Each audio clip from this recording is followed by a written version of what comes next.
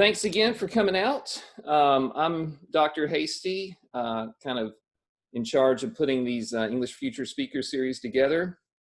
Tonight we have a little bit of a different speaker series than we've had in the past. Tonight, well, many of you students had asked and wanted to know some information on graduate school. And so we put together a panel of several different professors representing many different, as you'll hear, many different kinds of degrees from different places and different disciplines. All right, so we'll go ahead and get started. I'm going to have our panel go through and introduce who they are and what degrees they have. Sure. Hi, I'm Dr. Emily Brooks. I'm the new Assistant Professor of Digital Culture and Design, and my PhD is in English, and I have a graduate certificate in Digital Humanities. Hi, I'm Dr. Anna Oldfield. I teach world literature here, and I have a master's in Russian and Slavic languages and literatures and a PhD in an interdisciplinary program for Central Asian studies. All right. Hey, everybody. I'm Christian Smith. I do composition and rhetoric here at Coastal, and I have a PhD in English, but with a specialization in rhetoric and composition. Hey, I'm Dr. Kristen Fleckenstein. I have a PhD in linguistics and a graduate certificate in women and gender studies. This is Jason Ockert. I teach creative writing here at Coastal, professor here, and I got my MFA at Syracuse University in fiction and my undergraduate in English from the University of Florida. All right, so now we've had everyone introduce themselves, so you kind of know where our degrees are coming from. Actually, not many of them are actually strictly English, even though we're in an English department. So that's one thing to note. But let me start us out with kind of asking a few general questions about selection of the grad school, right? So our students are interested in going to grad school. I'm going to have each of you sort of talk about that, about how did you select the schools that you did, and what were your criteria for selecting them? Just how did you go about it? So, Jason, while I've still got you on the screen, take us away. How did you select your schools? Yeah, so my degree is in creative writing, and in creative writing, it's not a doctorate. It's a 3-year program is the terminal degree. And, I graduated from the University of Florida, and my goal as a kid, I always wanted to work for National Geographic Society. It was one of my ambitions. And I had a degree as a bachelor's in Florida, and I went from Florida to Washington, D.C., where I hustled, and I got an interview at National Geographic, and I somehow tricked them into hiring me. So I had kind of achieved my dream, a job when I was an undergrad to work at National Geographic Society, and I can talk a little bit more about the transition from undergrad into working for that magazine. But I found that I wasn't really all that happy, even though I thought that I had found what it is that I wanted to do, and I hadn't really even considered graduate school when I was an undergrad, because it was, like I said, in creative writing, it was in fiction. I came from a blue-collar background. I've been working, since middle school. So for me, I'm a first generation too, only person in my family ever to go to college. So for me, it was never really something that I thought I could do, was make writing a career. And I just found every day when I was going home after my 9-to-5 shuffle, I was still like writing stories and like making crap up. So I decided to, I was reading a collection of stories by this writer by the name of George Saunders, and called Civil War Landed Bad Decline. And I was just working, I was answering phones at the time. And I just was really broken down by this collection. I couldn't believe what he was doing sort of at the sentence level with these short stories. And so I decided to make a jump, and I applied to 3 or 4 graduate programs in fiction. And I got into Syracuse University. And so that was one of the biggest decisions of my life, to move from a job that was really very difficult for me to get to graduate school and study short fiction. But I figured I owed it to myself to try to see if I can make it as a writer. So that was the trajectory. But I applied to the places where I really admired the writers that were working at those graduate schools and at those graduate programs. I also applied to programs where I knew that the tuition would be waived, so I wasn't paying anything for it.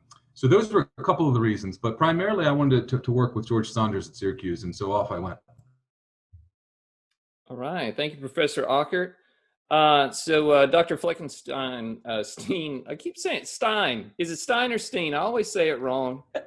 It's Stein. Stein, I'm sorry. I always say, It's fine. when I try to say it out loud, it always comes out as Steen. But all right, so I can see you next. So go ahead and tell us about your selection of your programs. So I had a little bit of a weird jump into how I ended up at the University of Texas at Arlington for my PhD.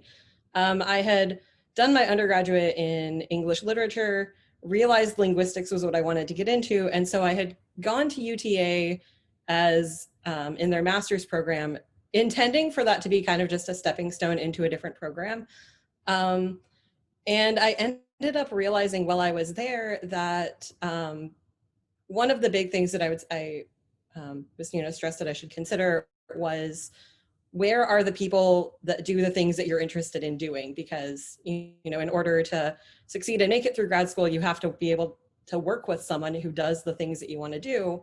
And so even though I didn't start out at UTA intending for that to be kind of my terminal location, while I was there, I realized, well, this is where the research that I want to be doing is happening. And so it just made the most sense for me to continue on and do my PhD there, instead of, trying to find somewhere else where I would have to start from ground zero, establishing new relationships with faculty. And I already had research going. And so it kind of just made the most sense for me to stay there. So it kind of ended up just being a really serendipitous decision that I had gone there for my master's in the first place. All right. And that, well, I've got some other things. Some of the things you said are going to lead to some other questions, but I'm going to get through the list to begin with. So Dr. Oldfield, how did you go about your selection of the grad schools? Okay. Well, kind of like Jason, I started working right after undergrad. And though I'd always had it in my head, I was a Russian major as an undergrad and I had an English minor. And I always wanted to teach literature. But most people who were Russian majors at that time were going into work for the government, for the CIA and the State Department. It was like the late 80s, early 90s. And so I right out of college, after doing a study abroad, I got a job at with a program that was bringing Russian refugees in from the former Soviet Union. There were a lot of people moving in, and it was interesting. But I did feel like this sense that something was lacking. And actually, my sister caught me. I was visiting her and I was reading Ulysses by James Joyce, and she said to me, she said, "Anna, if you're reading Ulysses for fun, you need to go to grad school." I thought, well, all right, maybe. So I started looking around, and I wanted to stick with Russian literature. I saw myself as a Russian literature teacher in the future, I hoped. And three things that I used to choose. One is I looked at for faculty that were interesting to me, and that would answer my emails. If I emailed them, I was kind of looking for a comfortable atmosphere, like people who I would be able to talk to. I wanted, obviously, a good program where I'd get a solid education. And I also wanted to be able to get financial aid and see what kind of offers I could get. I was able to get a lot by studying languages. There's lots of graduate school funding when you study foreign languages. So I wanted to do a TA. I wanted to practice teaching. So I wanted all those things. And that ended up bringing me to Arizona, and then when I went on for my PhD, when I decided to go into Central Asian studies, there's very few universities that offer that PhD. So it was an easy choice to go to Wisconsin. Right. Thank you, Dr. Oldfield. Dr. Brooks, will you tell us about your selection process and the criteria for it? Yeah, of course. So I also got my bachelor's degree at the University of Florida. So I started off, I switched my major several times, photography, graphic design, ended up double majoring in digital media and English. And then, last semester realized I wanted to go to grad school. So I started looking around. So I would say I can talk about how I actually did go about, but also how I wish I had gone about it now that I know what I know. um, so I was going based on, sort of location, name recognition, and then I tried to just research at least one faculty member I wanted to work with at each school. So I was looking at working with Kathy Davidson at Duke and Joe Viscomi at UNC. And I did not get into either of those programs. Kathy Davidson ended up leaving Duke that year. So it was, when you research, you actually do want to contact them and be like, how, are you sticking around? And so what I wish I'd done, researching the faculty more, seeing the courses they teach, their publications. Can you see yourself living there for the next possibly 8 years? Checking placement lists, stipend amounts. Do they have a grad union? Opportunities to get funding, conferences, and et cetera. I lucked out at the University of Florida because I got to continue working and meet a lot of new professors that I had not worked with in my undergrad. My undergrad, I had focused a lot more on my fine arts degree, and so I got to shift in grad school to working more with the English department faculty. All right, thanks. And then Dr. Smith, the last one we haven't heard from about how did you select the places that you went to? Yeah, this is really cool to hear everybody's story. I like this. This is interesting. So I went to the University of Louisville for my BA, and I was always an English major, sort of fell in love with literature at 15, and it was never really a question after that. And so in my after finishing my BA, I knew I worked at a place called VMS, Video Monitoring Services, which literally I think I went onto one of these job search websites and typed in English major. And that's how that's how I found it. And I worked there for 2 years, and I could sort of see that I needed to get back into the academy in some way. So I looked around and discovered that in my own state that there was a place called Murray State University. It was a regional university about the size of Coastal is actually, and there was a guy working there on Herman Melville, and I was sort of fascinated and taken up by Melville at the time, and I applied there. I got in, and still didn't have an idea of like what where this was going or what I was going to do with it. Eventually, I just knew that I wanted to read more and research more. And in my second year of my MA, they offered me a chance to teach composition, and the same Melville scholar sort of invited me to think about rhetoric and composition as a potential next step. And so I applied to, I think, 11 graduate schools for the PhD. And I want to say 9 of those were in literature. And one was in critical theory, which was Purdue had a PhD in critical theory. And University of South Carolina had a PhD in Ret Comp. And by that point, I had studied all the scholars that were working there and kind of cast my net fairly wide. But I ended up getting into the PhD program at USC, among some other places. But I really realized at that time that, you got to take what you love, but you also have to take what the world will be willing to pay you for in many ways. Not, you can make anything work, I believe. But after doing a lot of research on the job market in Ret Comp, it seemed like the most viable, practical choice at the time. And they were also doing a lot of things that I like to do. So. All right, thank you. All right, so we've had one round of me asking questions. I just want to open it up to anyone in the chat or that wants to go ahead and speak out. Does anyone have any specific questions? I've got more guiding questions that I could go with, but want to see if anyone has anything specific that's come up already, or I'll keep going with questions. I heard a couple of things. Well, here's someone. Oh, Anna admits that she never actually finished Ulysses. Yeah, I was quite impressed when Dr. Oldfield said she was reading Ulysses for fun. I was required to read Ulysses and didn't. Or I read a chapter. That's all you need. So yeah, if no one knows what Ulysses is, it's just, you don't need to. No one needs to read that book. But anyway, one of the things that I wanted to ask about, and some of y'all mentioned this in your. Yes, just one chapter. one of the things that I wanted to ask about, and some of y'all mentioned like numbers. So that's one of the things, like these practical things that we want to know about. How many schools should we apply to, and why? So what is the reason for, why don't I just apply to that, that place that I want to go? So Jason, why don't you start us on that, Professor Ockert? Yeah, cool. Apply to between 6 and 8 colleges, graduate schools. I'm going to go with that. The MFA is extraordinarily competitive. We have the Master of Arts in Writing here, which in many ways prepares students to apply for the MFA, terminal degree, because they are so competitive. You want to apply to a lot. So for instance, when I applied to Syracuse University, there were 300 applicants the year that I applied, and they take 6 students.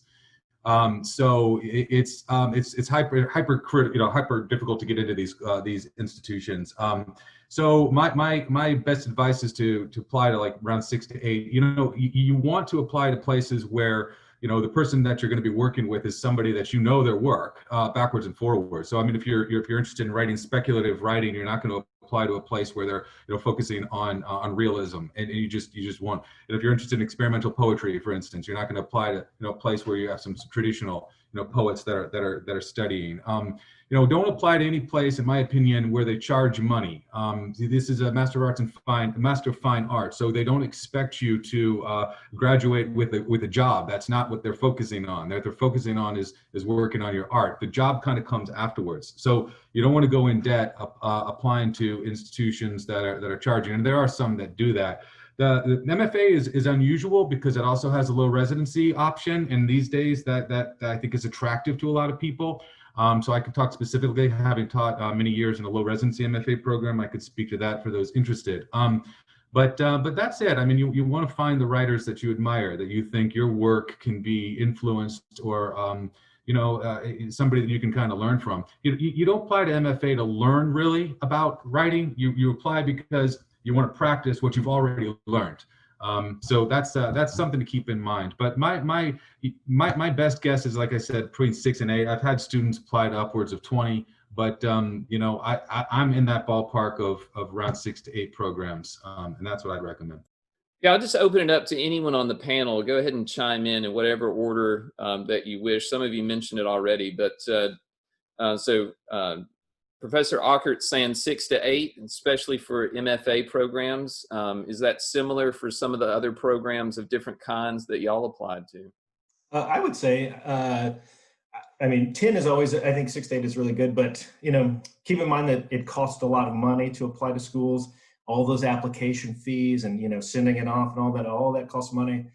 So, your budget is, to be taken into consideration, but I always tell students to apply to maybe 4 dream schools where all, with the scholars that they really want to work with, and 4 or 5 schools that they would be perfectly willing to. Don't apply to anywhere where you're not willing to go, obviously, right? I don't think this idea of like the super safety school is a good idea, but 4 schools that you'd be perfectly happy and willing to go to, and then 4 schools that would be sort of your dream. I don't know about a specific number. I only applied to 3 programs. So my kind of advice is only as many as you can truly see your interests fitting in, because you have to think about, there's not just one person that you need you're going to work there. You're going to form a committee at some point of faculty that need to support your career. So for me, I had, one faculty member that really helped me with my pedagogy, one that really helped with funding, equipment, research, one that really helped me with my writing group, getting my dissertation done. And I was also really looking for interdisciplinary work. And I also specifically looked for programs that did not require the GRE subject test. The work that I did was very left field, and so that's not what was studied. So some of you are mentioning, how much are the fees and things, it's like there's the application fee, but also, if the school requires the GRE test, the general test, the GRE, the subject test, those costs add up. Fortunately, this year, a lot of schools are waiving their GRE requirements. So maybe that will be, a continuing trend past the pandemic. But that's definitely something you want to consider in your costs. Yeah, and I'm seeing some questions coming in on the chat, and I'll definitely make sure to get to these. Just while we're on this theme, though, of applying to places, the issue of money has come up. So there is certainly an application fee for applying to these, as Dr. Smith I think was pointing out, and then also some of the things that Dr. Brooks was just mentioning.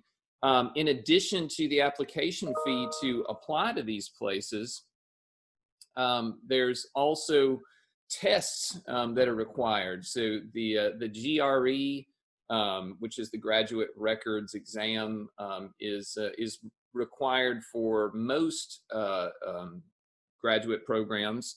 And then, as Dr. Brooks was pointing out, some programs may have a subject test. So there is an English subject test, and it's an additional test with an additional cost, and it sucks. I took the English subject test in English literature, and I can tell you it was the worst experience of my life. I took it for only one of the places that I wanted to go required the subject test, and I didn't get in. So I wasted a good bit of my time. So, but let me ask some of y'all about money. And Professor Ockert had mentioned going to places that will fund you. So can y'all speak about that? Because that's one of the things that I often find is that we're a bit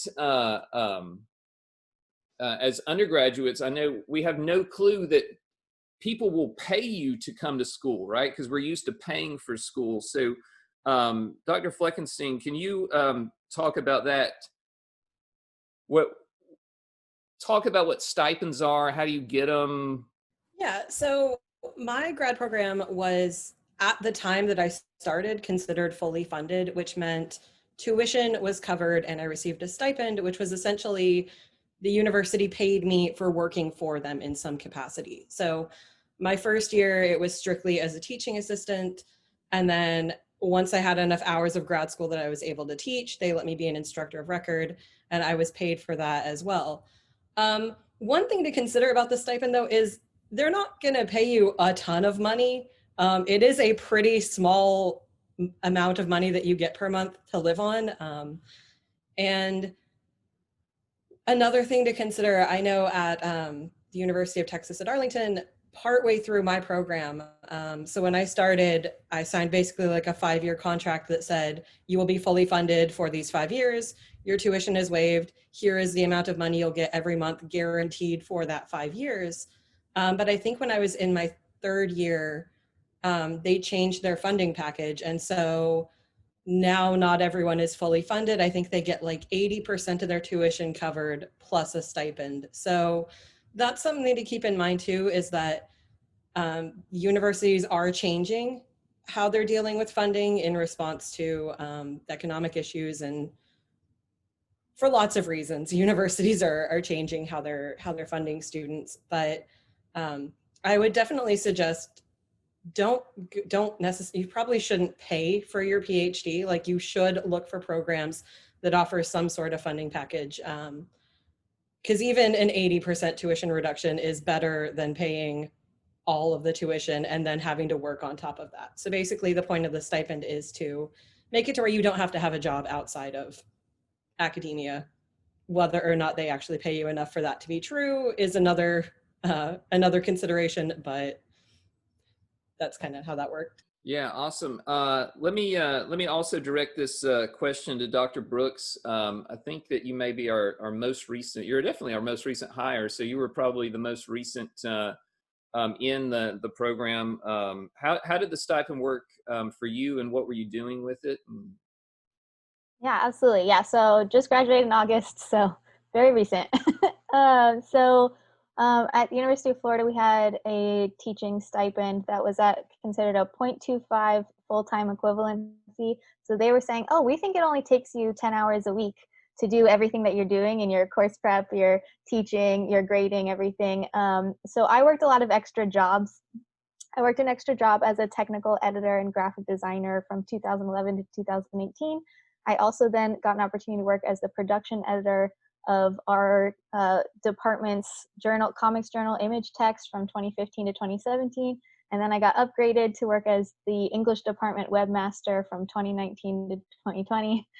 So our pay was much lower, excuse me, than what I'm seeing in the chat. Ours was about $4,000 per semester. That's why we were picking up a lot of extra jobs. If you could pick up an extra class, right, that would double. So that would change your FTE. And we were always trying to fight for sort of summer funding. But yeah, so I would say ours was closer to $8,000 a year if you literally were only getting paid from the department. So I wish I was making 13,000. Yeah, and there are some good stuff going on in the chat right now. Some people asking some questions, and some of our panel and others from the audience responding as well. Some with some specific numbers on how much they were paid. I can't remember how much I was paid. I'm glad that y'all can. But yeah, as Dr. Brooks was just saying, you're not making a whole lot of money. The good thing that they're paying for, although as Dr. Fleckenstein was saying, things might be changing. The best thing that they offer you is free tuition. So I mean, and that's like lots of money. Some programs will even offer benefits as well too. So at my PhD at Michigan State, I had health benefits, and they were actually decent health benefits. So, but yeah, things are changing, and I don't know if that will continue. And I don't think most places offer health benefits. I know at Auburn, I did not have any benefits. So things are different by the program, and so that can be one of the criteria. And definitely, as many of us are saying here, don't go into debt to go to grad school.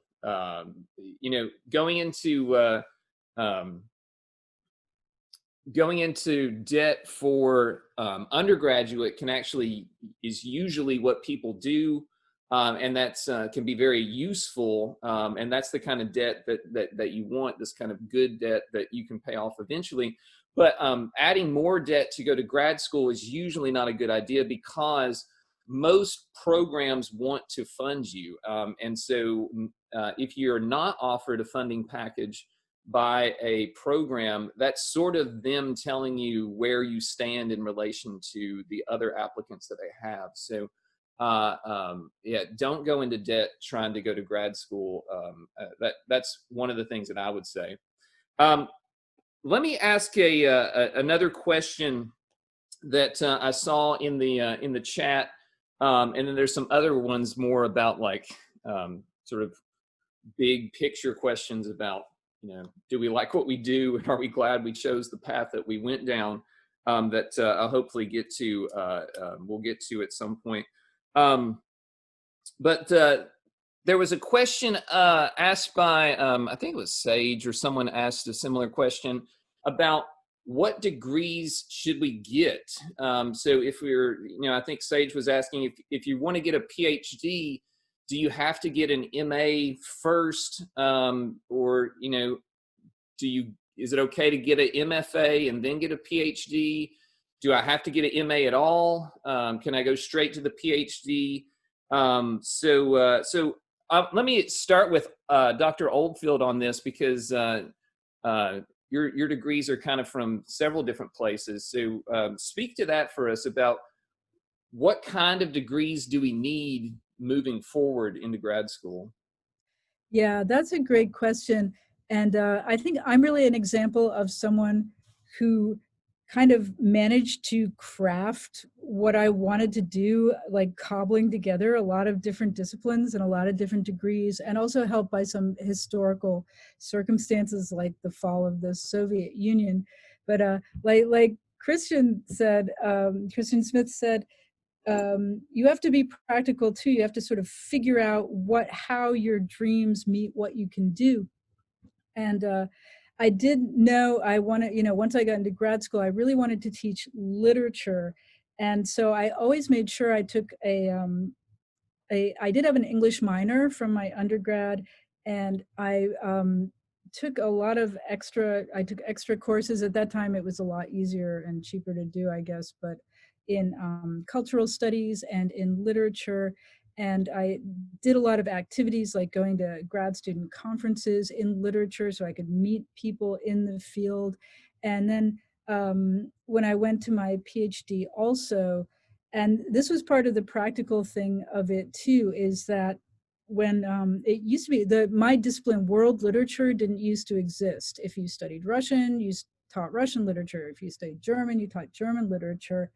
But those programs started to end. People were learning less languages, and in fact, after the fall of the Soviet Union, people stopped studying Russian languages. A lot of departments closed, and also there were suddenly a lot of native Russian speakers. So there's very little chance to get a job in teaching in a Russian department.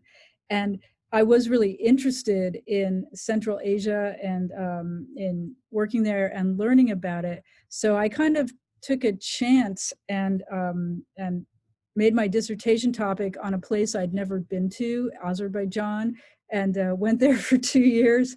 And but part of it was because it was something that nobody else had done. I studied women epic singers. It's I was able to find a kind of really unique thing that nobody had done before, and that was able to position me so that I could come out of there saying that I'm a person who can teach literature, I can teach Russian, I can teach other things.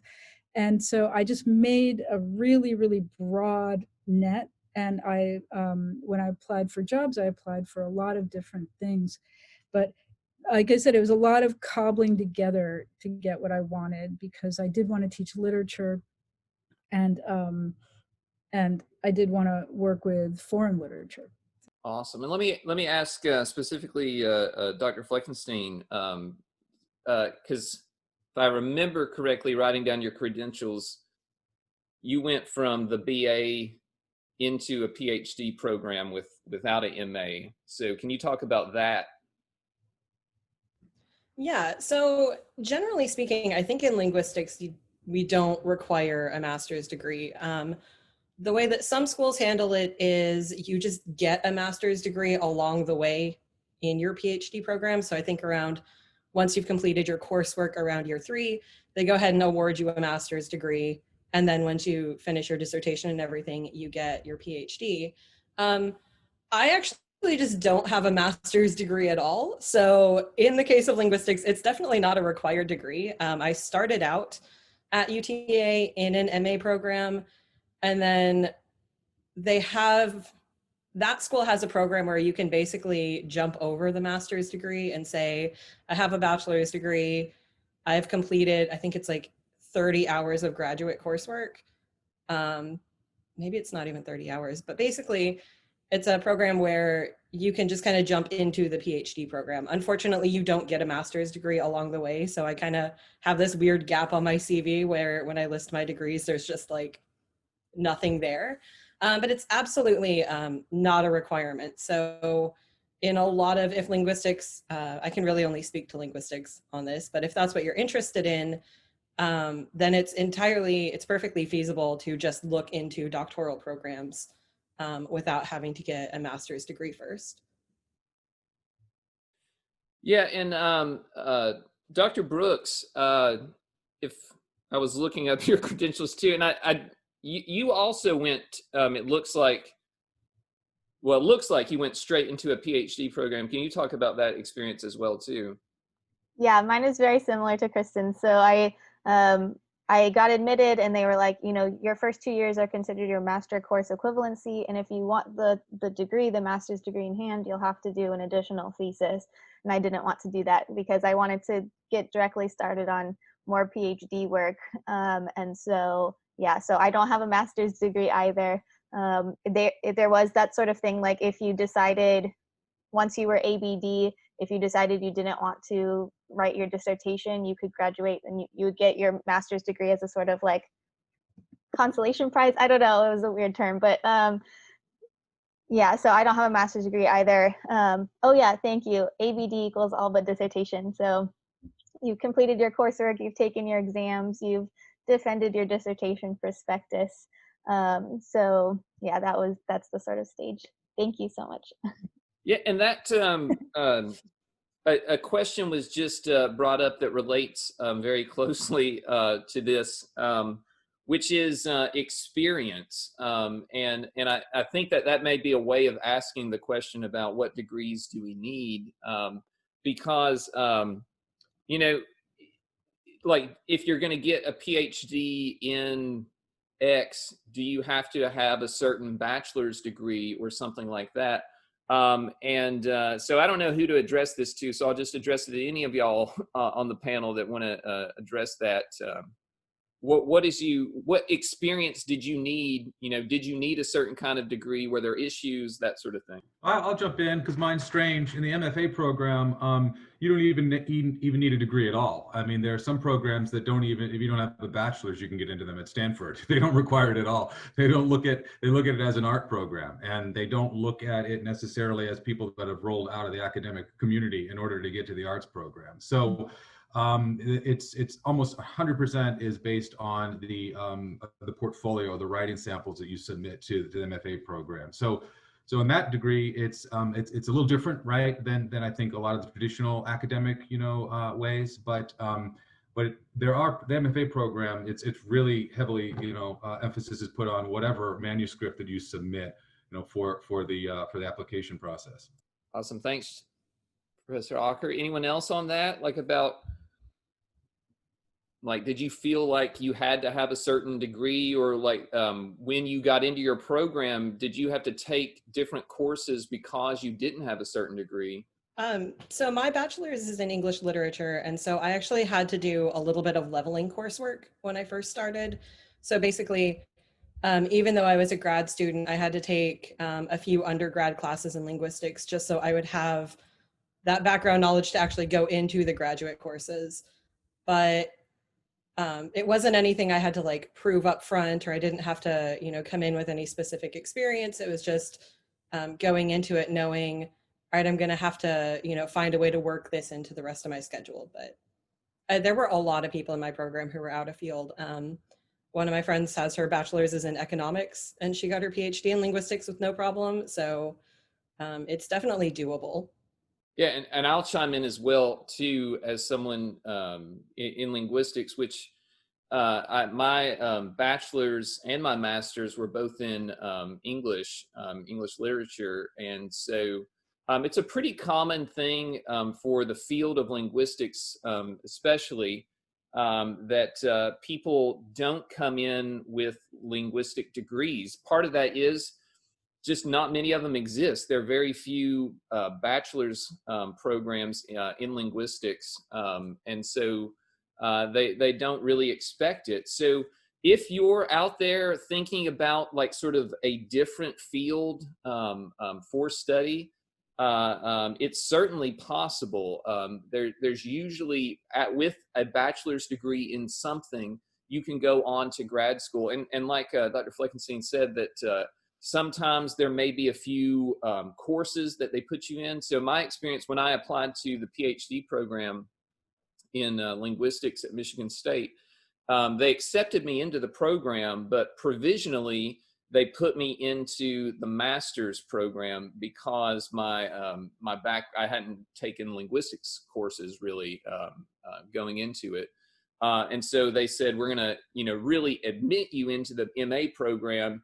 And if you take a few classes and we don't think you suck, we'll just transition you into the PhD program, no problem. And that was what I was able to do. So it is very, you're able to move around, and a lot of us have moved around. And that was a great comment on that from Professor Ockert, especially with the MFA. They don't seem to care. It's like he said, it's an art degree. And so whatever your background is academically may not matter at all. So that's a good point. Let me take us in a different direction, because some things have come up about the academic experience of being in grad school that I wanted to address, and then I've got some other questions from the chat that I'll try to work in as well too as they come up. But can y'all just talk? I know that Dr. Brooks sort of mentioned it in passing. These sort of milestones within the programs. So things like qualifying exams, things like coursework, things like dissertation. Can y'all talk about what these things are in your specific field? And so what were the milestones in your grad program? Let me bring in Dr. Smith for this. We haven't heard from him in a second. So tell us about that in your program. I'm just trying to remember everything. So I came in with an MA, and so that amount of coursework was already sort of finished.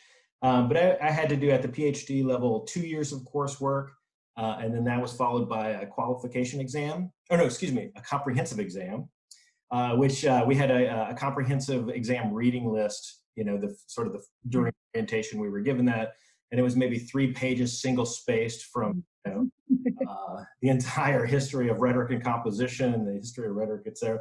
And so I took a comprehensive exam, which was, let's see, how did that one go?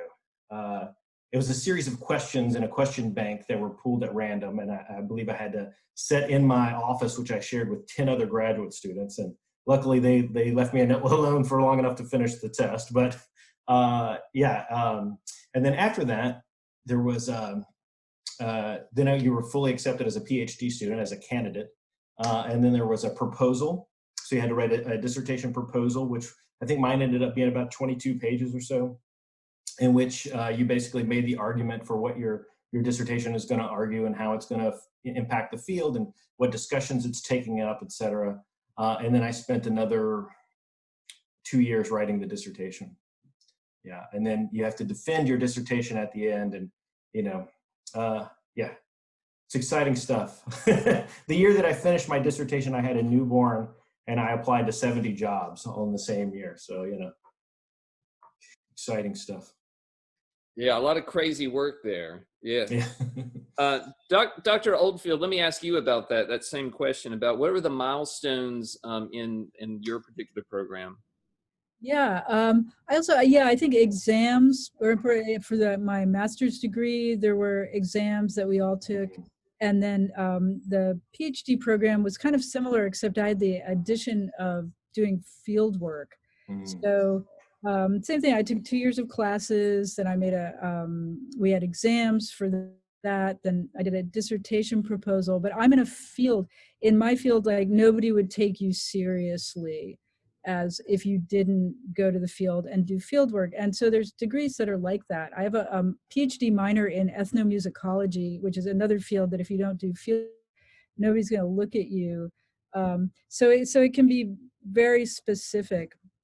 But so I also did field work, then wrote my dissertation, and then that same thing where I had to go through a defense. My first defense was really awful.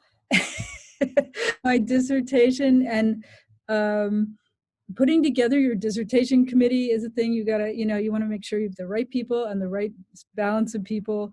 But the first try did not go all that well, and but they give you recommendations. I went back and I redid it and worked really hard with one of my committee members, and then I was able to. Then I passed the next time. But sometimes you don't pass the first time. It's many years of your life, and it's a lot of work. And at the same time, it's if you love what you're doing, it's a goal that's really worth pursuing, because it's you get a kind of unique type of education where you're the only person who knows what you know. I mean, that's the thing about writing a dissertation. You're the only one. And so, if that appeals to you, this is almost one of the very few types of work where you can pursue that. Thanks, Dr. Oldfield, for that. And one of the things that she hinted at was the amount of time that this takes. There's a lot of things to get through in the PhD. Typically, as we've been hearing, there's several years of coursework, so generally about 2 years of coursework, followed by often 1, 2, 3, sometimes comprehensive exams, which can either be actual real live exams where they expect you to know everything about this, and it's like a test, or it's papers, which is what my PhD had papers, my MA had actual exams. The papers I liked a lot better because it was actually useful. When you were done, you had something to publish. But let me take us to Professor Acker on this, because in the MFA, because I don't know, the MFA I assume is different. So tell us about the milestones in the MFA. Okay, sure. Yeah. Just to not drop out and go crazy. That's just trying not to do that. Yeah. So it's a little different in my field. So my field, so it's a 3-year program. There are some programs that are 2 years for the MFA program.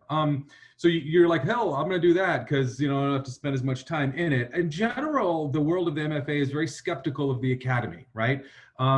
They're skeptical of the idea that you need to go to school to write. That's the bottom line. And a lot of times you kind of want to wash the stink of the academy off of you when you're writing. In fact, you don't know it, but you're writing things that have been workshopped and you've been sort of like told a million times how to do it. And so there's not a lot of heart or like pulse in it. And ultimately you're looking for something that's that doesn't have sort of a kind of like a sort of like a polish or a sheen on it. So you kind of want to break the waves a little bit. But let me just be clear here about the difference. So in my world, the MFA is a terminal degree, but in order to get the position that I have, right, as an assistant professor, I needed a book. So publication, at least in my field, is a lot higher perhaps than in maybe other fields. Like you won't get even an opportunity really to interview if you don't have a book out or a book forthcoming, or publications in major journals.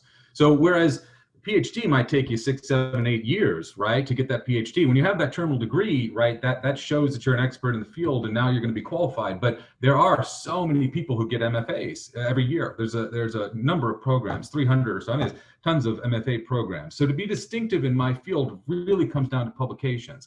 And so what I learned when you're in MFA is what they wanted at Syracuse is publishable quality writing, right? So it's not just write a short story, but write a short story that is capable of being published. So when I graduated, it's not that you're not necessarily guaranteed any job, but those publications help you crack into the system a little bit more. And so really it's professionalization by looking at ways in which you can find opportunities for publication, even at the graduate level. And so I started publishing when I was my second year into Syracuse. So by the time I graduated, my thesis ended up becoming my book, right? So for me, the stage was to get publishable quality writing that could then offer some opportunities for me in the academic world. So that's how I might answer in terms of stages.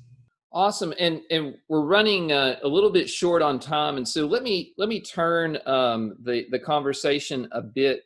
Someone had asked very early on about just sort of did y'all ever question your career choice within this time of graduate school? Did you ever try to stop or drop out? And what kept you going to get to the end of this process? We mentioned, for some of us, it took, 8 years total in grad school after the bachelor's degree to just get done with schooling to even start thinking about a job. So did any of y'all, and I'll just open it up to whoever wants to comment on that specifically, did any of y'all, almost drop out, try to stop? And if you did, what kept you going? Oddly enough, my first semester as an MA student was the most trying. I felt like the hurdle to get from where I was as an undergrad to the rigor of graduate school was huge for me. But I will also say that, nothing will try you mentally, like graduate school will. I mean, obviously there are things that will, but it is a trying time. You have to be careful with yourself. You have to, practice a lot of self-love and self-care, and, make sure that you're doing things that, because, I mean, it's a lot of work, but there's a lot of just social stress, and the stress of, the job market, and the stress of teaching, if you're teaching along with it. And, it really, it's a lot. So, yeah, but I'd say that first semester as an MA was the toughest for me. Could I want to say too, because I think when we think of 8 years, and it is a ton of work. A lot of times you have a book a week, like in each class. At the PhD level, there's a lot of work, but there's a real different feel to being in grad school than being an undergrad. For one thing, you're with a group of people who are all obsessed about what you're into. And I found this sort of like you cohort with the other people you're in grad school in. And I felt like both my master's and PhD, I got a huge amount of support from other students. And we were really like tight group, because everybody, you sort of take all the same classes together. You take less classes, but there's tends to be more work for them. And so there was I think that as far as what keeps you going, the sort of the community you become part of. And it doesn't feel like being an undergrad, in that the way you study things and the people you're studying with, and even the way that your professors are relating to you more as a person who's gaining expertise in the field. And so even though it is tough, there's a lot of kind of happy social bonding that you do kind of around what you're studying. Yeah, I'll jump in. The 3 years at MFA were like the best years of my life. There was never a chance you had to drag me out of there. And in fact, a lot of people will still hang out there after they're done. I found it to be a great privilege to be around people who were, interested in talking about the things that made sense to me. Now, I spent some time in between my undergrad and grad, and I think that when I was out there in the cold world, I realized nobody gave a shit about any of the things I was writing or talking about. And so for me, I came at it with a deep sense of desire to be in a world where I can, be sort of intellectually stimulated, and at the same time sort of, make some things that matter to folks that matter to me. And so so it wasn't really a question. I think for me, it was really more, for my jump was like the world of work, the world of sort of, somehow reaching a spot that I always thought was going to be like, the Mecca, and to come to terms with it. It wasn't what I thought it was. You have to learn something about yourself, like National Geographic Society, really quickly. Like, it was a society. I mean, everybody worked together. It was all contributing. And I don't work well with others. I learned. I mean, I just going home. I'm a megalomaniac. I just want to make my own shit up. Don't tell me what to change. So I don't know. I jumped into that world because I realized that was just about me. As I wanted my work to, kind of, be in conversation with other people, and so I made the jump. But for me, there was no chance you could get me out of there. So I miss it. I actually did leave for a year. I think it was when I was still in a master's program before I had made that jump into the PhD program. And it was just like, it's so much stress and it's so much work that I was like, I could be doing other things with my time. And then I got out there, and kind of like Professor Ockert just said, you realize in the real world, nobody cares about talking about these things that you're really interested in. And I missed that. And I missed the people that I had met in grad school and the connections I had formed, and that ability to just be a nerd about language that nobody in the real world is interested in having those conversations. And so I did leave for a while. I ended up going back pretty quickly. I was immediately like, oh, this was not the right decision. I need to go back. I didn't necessarily think about dropping the program itself, but I tried to prep myself for multiple jobs at the same time. So I participated in library internships. I carried on another job while I was working through grad school. So I was trying to be like, okay, but if I can't get a job as a professor, what else can I do? So I was like making sure I was staying up to date with, graphic design, with technical editing, So I was trying to make sure I covered my bases if I couldn't get employed in what I wanted to do. Luckily, I'm here at Coastal and it's amazing. But I wanted to make sure that I would be employed afterwards. But I wanted the PhD no matter what. I was just stubborn. I was like, I have to finish this because I started it. All right, so we've kind of reached the end of our time here, but I want to say a big thank you again to all of our panel, and thank y'all for taking time out to share with our students about this, your experiences, and thank y'all all students for coming. And we do these things for you. This is the reason that we're doing this. We want you to go on from here and get a job, get a degree, get on to whatever it is that is your next step. And that's sort of the whole point of the English Future Speaker Series.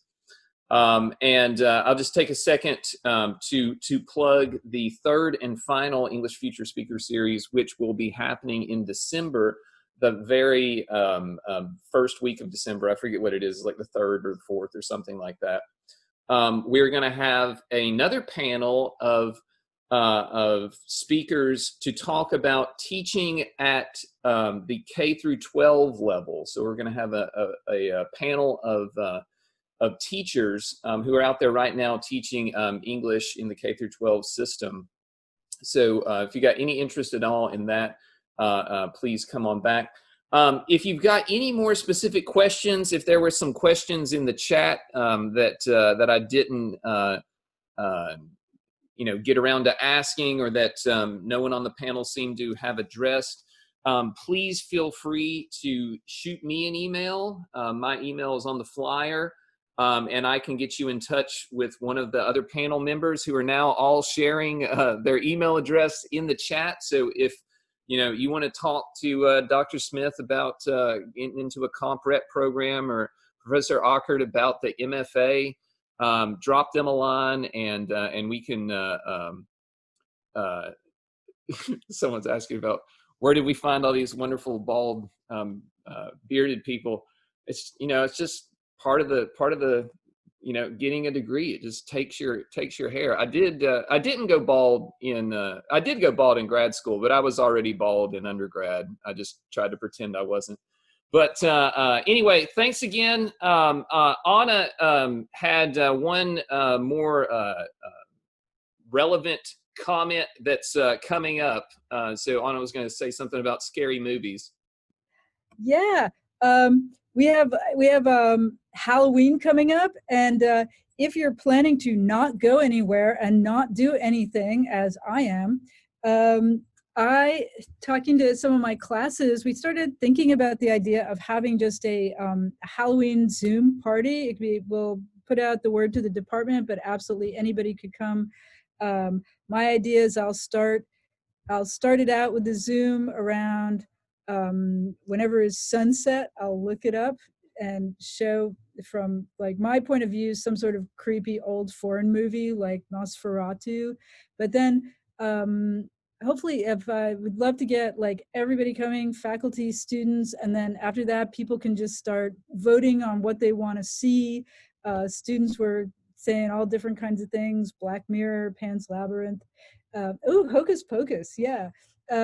So it could be fun. And I'll be sending out the link to the whole department, students and faculty, and invite anybody who's not in the English department. All right. Thank you, Dr. Oldfield.